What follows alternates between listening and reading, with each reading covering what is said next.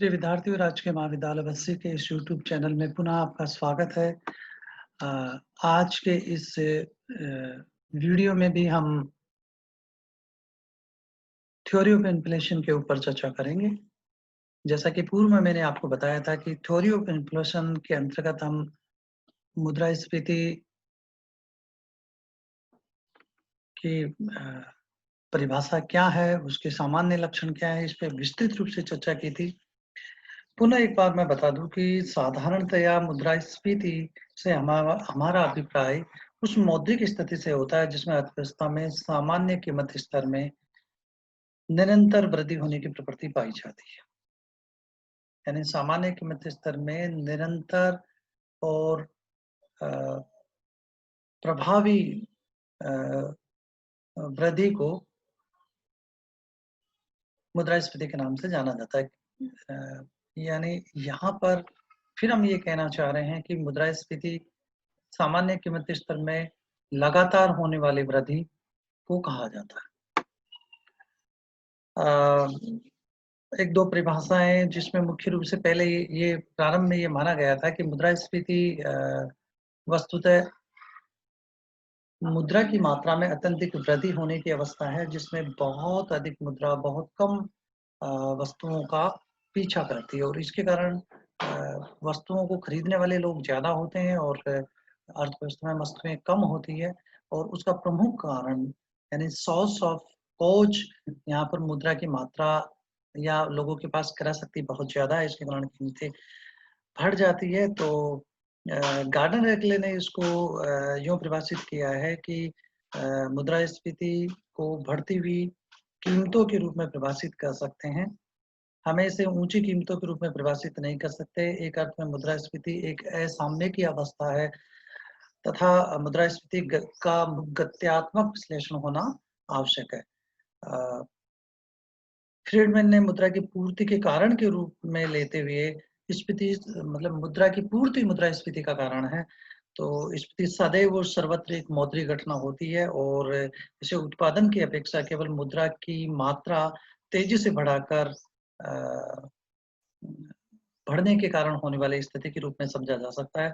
यद्यपि हम ये डिस्कस कर चुके हैं कि इन्फ्लेशन की ये परिभाषा एक पक्षीय परिभाषा है। सामान्य रूप से हम ये कह सकते हैं कि inflation denotes A rise in the general price level of general price level. The rate of inflation is the rate of change of general price level and its measure as follow. You know, rate of inflation को वार्षिक रूप से यदि हम परिभाषित करें तो हम ये कह रहे हैं कि टी को हम यदि वर्तमान समय कह दें और T-1 जो पूर्व समय जिसको बेस लेकर के हमने मुद्रास्फीति को देखने का प्रयास किया है उसको लिया जाए तो ये परिभाषा मैंने आपको बताया था कि वास टी में मुद्रास्फीति की दर यानी वर्तमान समय में कीमत स्तर जनरल प्राइस लेवल माइनस पूर्व समय का कीमत स्तर और डिवाइडेड बाय पूर्व समय की कीमत स्तर और मल्टीप्लाई बाय 100। तो ये इंडेक्स नंबर 100 के संबंध में प्रतिशत वृद्धि दर वार्षिक वृद्धि दर निकल करके आ जाती है। तो ये मुद्रास्फीति है। अब हम ये देखें कि मुद्रास्फीति के विभिन्न प्रकार क्या है। मुख्य रूप से जो इन्फ्लेशन थ्योरी पढ़ाई जाती है उसमें demand pull inflation and supply push inflation दो प्रमुख कारणों के आधार पर मुद्रास्फीति को परिभाषित किया जाता है कि मुद्रास्फीति की ये दो प्रमुख स्थितियां हैं।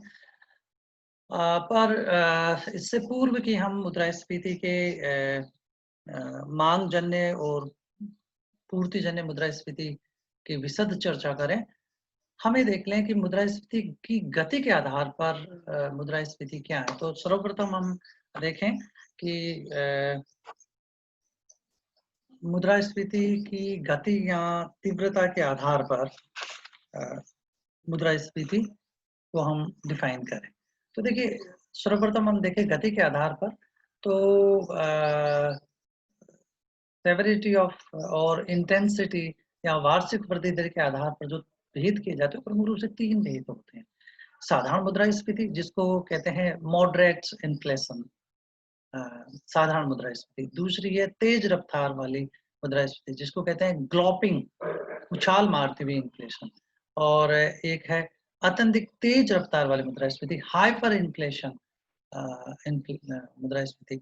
इसी आधार पर सैमुअल्सन और नोर्डस ने मुद्रास्फीति के एक और रूप की चर्चा की है जिसे समान गति वाली मुद्रास्फीति, इसको कहते हैं इनर्शियल इन्फ्लेशन कहा गया है। समान गति वाली मुद्रास्फीति, इसमें मूल्य वृद्धि की वार्षिक वृद्धि दर कई वर्षों तक एक जैसी बनी रहती है। ऐसा हम आगे जाके देखेंगे कि अमेरिका में इस प्रकार की स्थिति काफ़ी लंबे समय तक बनी रही। लोगों ने एक्सपेक्टेड इन्फ्लेशन का जो अनुमान लगाया और जो रियल इन्फ्लेशन है वो दोनों लगभग समान बनी रही और इससे अर्थव्यवस्था में जो उनके निवेश से संबंधित निर्णय हो या समझौते हो वो जारी रहे और अर्थव्यवस्था में इसको एक सामान्य अवस्था मान लिया गया। तो ये चर्चा हम करेंगे। दूसरा मुद्रास्फीति का जो मैं बता रहा था कि मांगजन्य और पूर्तिजन्य मुद्रास्फीति या लागतजन्य मुद्रास्फीति के आधार पर इसको डिफाइन किया जाता है। तो पहले देखें कि मुद्रास्फीति की गति के आधार पर उसकी इंटेंसिटी, यानी गति की बजाय हम इसे कहें कि उसकी तीव्रता या उसकी इंटेंसिटी क्या है, उसके आधार पर मुद्रास्फीति को हम देखने का प्रयास करें। तो जो प्रथम प्रकार है जिसको हम साधारण मुद्रास्फीति कहते हैं, इसमें कीमतों की वृद्धि की दर धीमी होती है, यानी धीमी गति से मुद्रास्फीति होती है। और ये कहें कि जो वार्षिक वृद्धि दर है प्रतिशत के रूप में, वो रेट ऑफ चेंज है वो 2 डिजिट से नीचे रहती है। तो ये 1 इकाई वाली मुद्रास्फीति की दर है और साधारण मुद्रास्फीति हम इसको कहते हैं, मॉडरेट इन्फ्लेशन रेट कहते हैं। इस अवस्था में मुद्रास्फीति की ये अवस्था होती है, इसमें अर्थव्यवस्था में लोगों का विश्वास बना रहता है और कहा ये भी जाता है कि ये जो मुद्रास्फीति है, वो एक प्रकार से अर्थव्यवस्था में एक लुब्रिकेट का काम करती है, एक अर्थव्यवस्था में गति प्रदान करती है, प्रेरणा प्रदान करती है, स्पीड को, मतलब आर्थिक वृद्धि दर, रोजगार, निवेश, इसको बढ़ाने के प्रति अ अ, एक प्रकार से लोगों को प्रोत्साहित करती है, इससे प्रेरणा मिलती है। जैसे व्यापारी ये समझते हैं कि बढ़ी हुई कीमतें प्राप्त हो रही है, तो वो ज़्यादा उत्पादन या ज़्यादा निवेश का निर्णय लेते हैं क्योंकि बढ़ती हुई आय उनको प्राप्त होती है और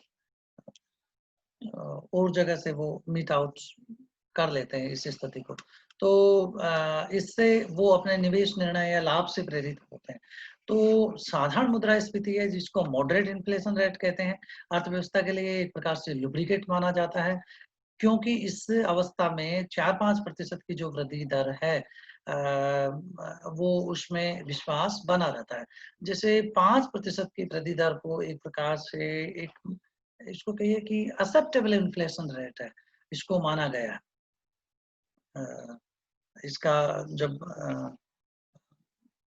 मॉनेटरी इकोनॉमिक्स पढ़ते हैं तो इसका जो कैलकुलेशन है वो ग्रोथ रेट के साथ इसको इसके इलास्टिसिटी को निकाल करके हम देखते हैं तो ये 4-5% के आसपास बनी रहती है। ये अर्थव्यवस्था के लिए अ, एक विश्वास बने रहने वाली स्थिति है और इसमें एक खास बात ये भी होती है कि लोगों की जो वास्तविक परिसंपत्ति है, अपने धन को वास्तविक परिसंपत्ति के रूप में बदलने के बजाय मुद्रा के रूप में रखना जारी रखते हैं क्योंकि लोगों का मुद्रा में विश्वास बना रहता है।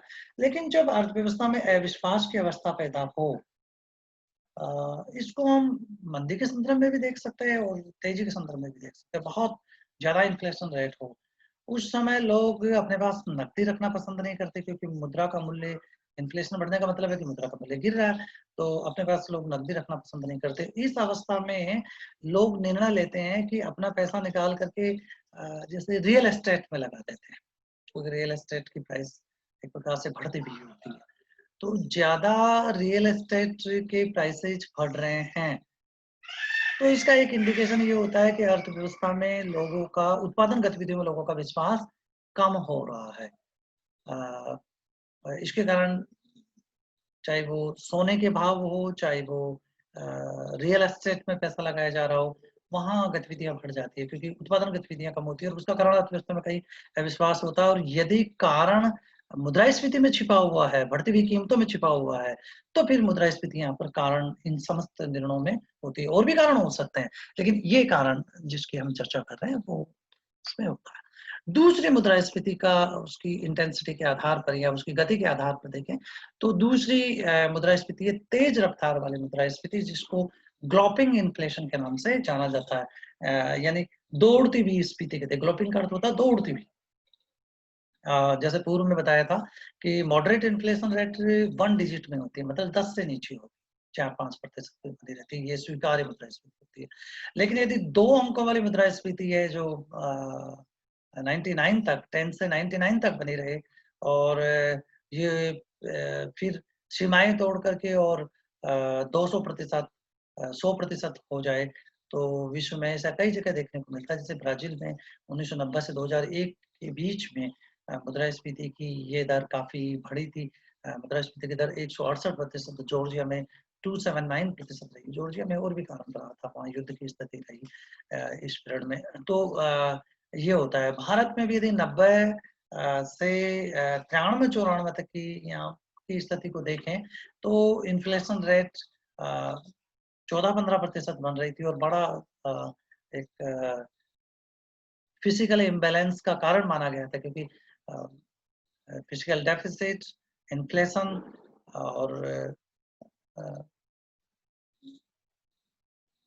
ये जो स्थिति है, ये अर्थव्यवस्था में बड़ा संकेत होता है कि ये हमारी स्थिति को बिगाड़ रहा है।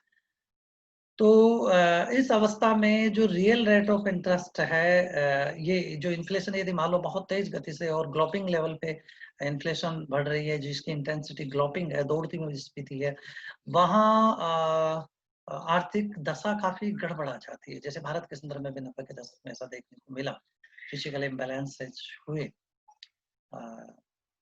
इससे आपकी एक्सचेंज रेट, इन्फ्लेशन और फिजिकल डेफिसिट, ये तीनों प्रभावित हुई और ये तीनों इंटर रिलेटेड है। यदि मुद्रास्फीति की दर बहुत ज्यादा है तो रियल इंटरेस्ट रेट भी गिर जाएगी। रियल इंटरेस्ट रेट का अभिप्राय यह है कि वास्तविक जो नॉमिनल ब्याज की दर है, जैसे ब्याज की नॉमिनल दर मान लीजिए कि 20% बनी हुई है और इन्फ्लेशन रेट 25% की दर से हो रही है, तो ब्याज की वास्तविक दर तो -5% हो गई है।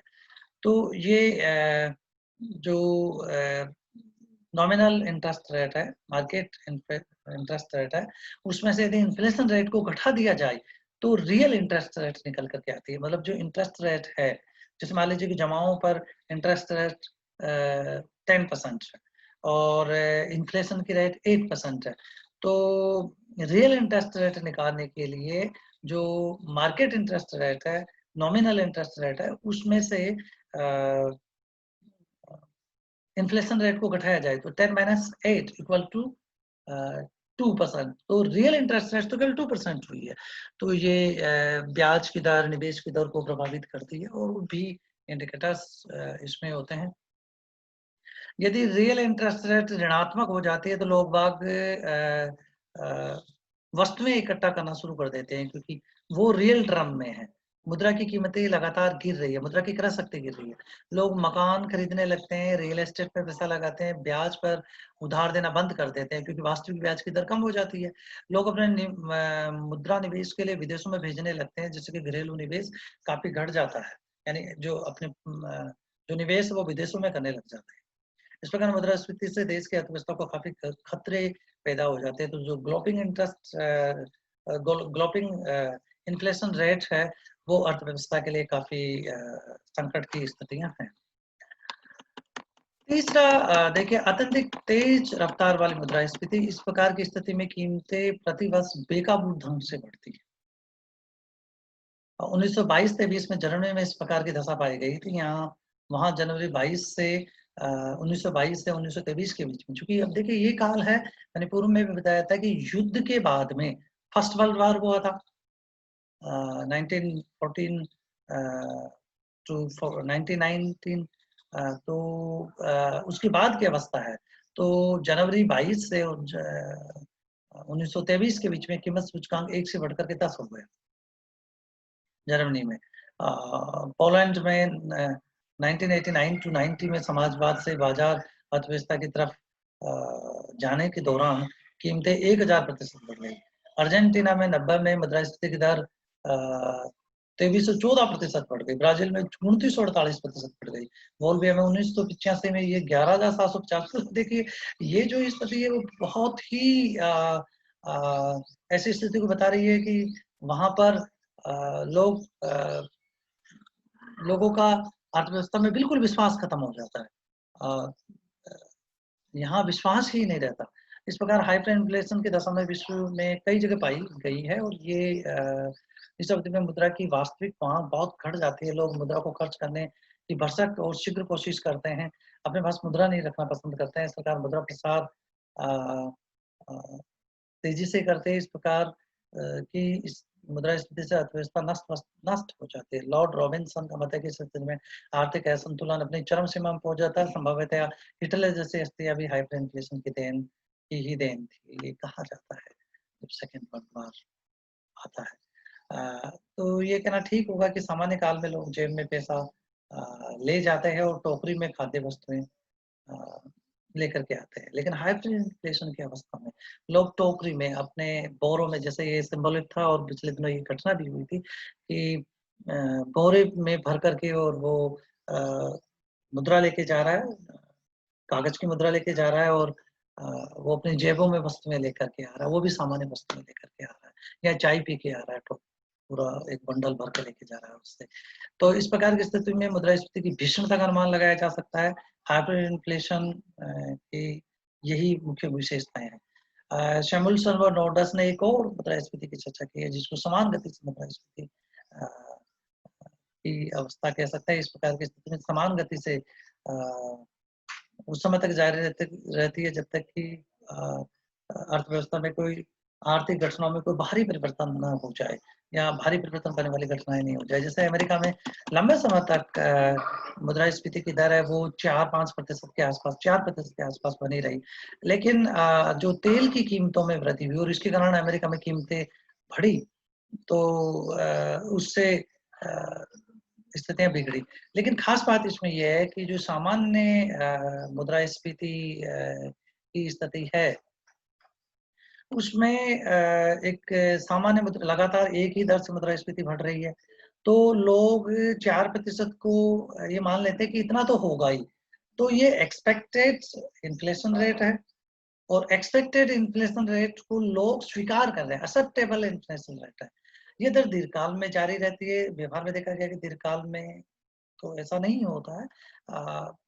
10-15 साल में स्थितियां बदलती है। जैसे अमेरिका की स्थिति में देखें कि समग्र मांग में परिवर्तन हुआ, क्रूड ऑयल कच्चे तेल की कीमतों में वृद्धि हुई, फसलों के उत्पादन में उतार चढ़ाव हो, विदेश विनिमय दर में परिवर्तन हो, उत्पादकता में परिवर्तन हो, इसके कारण स्फीति की दर प्रभावित होती है। इस प्रकार मांग पक्ष व पूर्ति पक्ष की ओर से पड़ने वाले प्रभाव स्थिर गति वाली मुद्रास्फीति दर में भी परिवर्तन कर देते हैं। लेकिन खास बात जो शैमुलसन नोर्डस कहते हैं कि एक ऐसी अवस्था अर्थव्यवस्था में पाई जाती है जो इन्फ्लेशन को समान गति से बनाए रखती है और ये एक सामान्य एक्सपेक्टेड इन्फ्लेशन रेट होती है जो एक्सेप्टेबल इन्फ्लेशन रेट है और इसमें अर्थव्यवस्था में सामान्य निर्णय और एक प्रकार से जो प्रारंभिक मॉडरेट इन्फ्लेशन रेट है वहाँ अर्थव्यवस्था में मुद्रास्फीति बनी हुई है और ये स्वीकार्य मुद्रास्फीति की दर है। इस प्रकार से ये मुद्रास्फीति के गति के आधार पर है। अगला हम यदि ये देखें कि कारणों के आधार पर मुद्रास्फीति को हम परिभाषित करें तो 3 प्रकार के कारण मुद्रास्फीति के हैं कारणों के आधार पर। पहली है मांगजन्य मुद्रास्फीति, दूसरी है पूर्तिजन्य मुद्रास्फीति और तीसरी है संरचनात्मक ढांचे से संबंधित मुद्रास्फीति जिसको कहते हैं स्ट्रक्चरल इन्फ्लेशन, ढांचागत स्फीति। मैं अगले वीडियो में इसकी विस्तृत चर्चा करूंगा। पहले हम समझे कि मांग जन्य मुद्रास्फीति कहते किसे हैं। मांग जन्य मुद्रास्फीति का अभिप्राय यह है कि अर्थव्यवस्था में माँग का आधिक्य है पूर्ति की तुलना में। यानी माँग ज़्यादा है और पूर्ति कम है। ऐसा कब हो सकता है? जैसे पूर्व में हमने परिभाषा पढ़ी थी कि अर्थव्यवस्था में यदि मुद्रा की मात्रा अत्यधिक हो गई है अ, और वस्तुएँ उस अनुपात में नहीं बढ़ी है या वस्तुएँ कम हैं, तो बहुत ज़्यादा मुद्रा बहुत कम वस्तुओं का पीछा कर रही है। यानी वस्तु को खरीदने वाले ज़्यादा लोग हैं, उनके पास क्रय शक्ति ज़्यादा है और क्रय शक्ति ज़्यादा होने का कारण यहाँ पर अर्थव्यवस्था में अत्यधिक मुद्रा सप्लाई है। लोगों के हाथ में अत्यधिक क्रय शक्ति आ गई है। अब वो क्रय शक्ति कई कारणों से हो सकती है। लोगों के हाथ में अत्यधिक मुद्रास्फीति आ जाने के कारण चाहे वो वेजेस सैलरी बढ़ने के कारण हुआ हो या अन्य कारण लागतें बढ़ी है उसके कारण हुआ हो या अर्थव्यवस्था में मुद्रा की पूर्ति बढ़ने के कारण हुई हो, लोगों के हाथ में ज़्यादा क्रय शक्ति आ गई है, ज़्यादा उनके पास मुद्रा है, ज़्यादा मुद्रा होने के कारण वो वस्तुओं की माँग कर रहे हैं। लेकिन अर्थव्यवस्था में उत्पादन नहीं बढ़ा, तो पूर्ति है ही नहीं, तो उत्पादन नहीं बढ़ा और लोगों के पास क्रय शक्ति ज़्यादा आ गई है, तो ये बहुत ज़्यादा मुद्रा होने के कारण क्वांटिटी ज़्यादा होने के कारण तो मुद्रावादी कहते हैं कि अर्थव्यवस्था में बहुत ज़्यादा मुद्रा सप्लाई कर देने पर इन्फ्लेशन होती है, तो वो कारण है यहाँ पर। केन्स ने इसको इन्फ्लेशनरी गैप के रूप में परिभाषित किया। दूसरे प्रकार की मुद्रास्फीति है लागत जन्य मुद्रास्फीति यानी लागतों में वृद्धि। अब लागतों में वृद्धि क्या हो सकती है?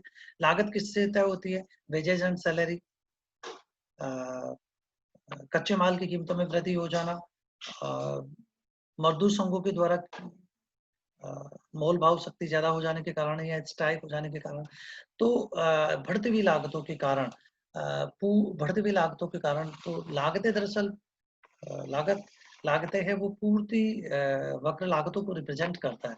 तो पूर्ति वक्र ऊपर की तरफ बढ़ता हुआ और एक स्थिति के बाद में वो मतलब लंबवत हो जाए, उस अवस्था में पूर्तिजन्य मुद्रास्फीति होती है। तीसरी है ढांचागत अर्थव्यवस्था में कुछ इस प्रकार की विशेष रूप से विकासशील अर्थव्यवस्था में पाया जाता है कि अर्थव्यवस्था का ढांचा ही कुछ इस प्रकार का होता है कि इसके कारण इन्फ्लेशन हो जाता है।